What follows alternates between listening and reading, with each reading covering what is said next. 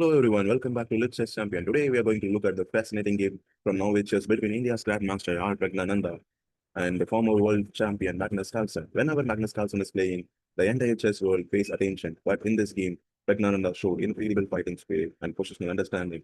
The game begins with a Sicilian defense and both players develop their pieces naturally.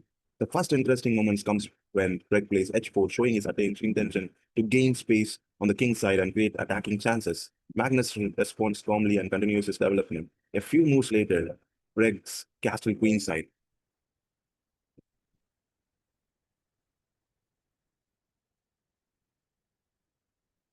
And now the nature of the game changes completely. When the kings are on opposite sides of the board, both players usually start looking for attacking opportunities rather than playing quietly. Magnus then comes up with an active exchange sacrifice.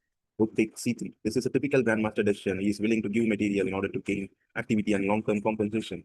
After b takes c3, Magnus continues with queen takes a3 and wins another pawn. At this moment, many players would become worried because they are down material. But Praggnanandhaa understands something very important.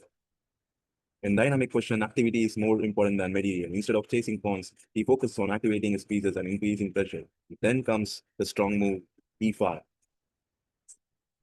opening lines and creating more opportunities for white pieces. As the game progresses, both players fight for initiative, but slowly black pieces becomes more active. His knights and strong squares, his rooks enter the game, and his coordination improves move by move. Now we reach the most important phase of the game. Praggnanandhaa creates a passed pawn on the c5.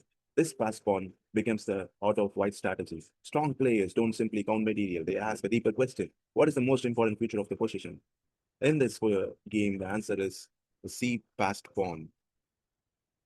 Move after move advances, the pawn advances. Magnus tries to create counterplay and generate threats on his own, but Brett correctly assesses the question. He understands that his passed pawn is stronger than black's attacking chances. The pawn reaches c6 and then c7, and suddenly black pieces are forced to defensive duties. This is a beautiful example of positional attack assessment. Praggnanandhaa identified the most important factor on the board and built his entire plan around it. Eventually, the pressure became too much, Magnus can no longer coordinate effectively against the fast pawn, and the game ends in Praggnanandhaa's favor. This game teaches us one of the most important lessons in chess. Before calculating variations, before reaching for tactics, and before looking for different brilliant moves, first assess the position. Ask yourself which pieces are active, where are the weakness, which side is the better plan. Strong players don't just find moves, they understand position. If you enjoy the game analysis and want to improve your chess understanding, make sure to subscribe to Lit Chess Champion. Here we don't learn just learn moves, we learn how champions think. Thank you for watching, and I will see you in the next video.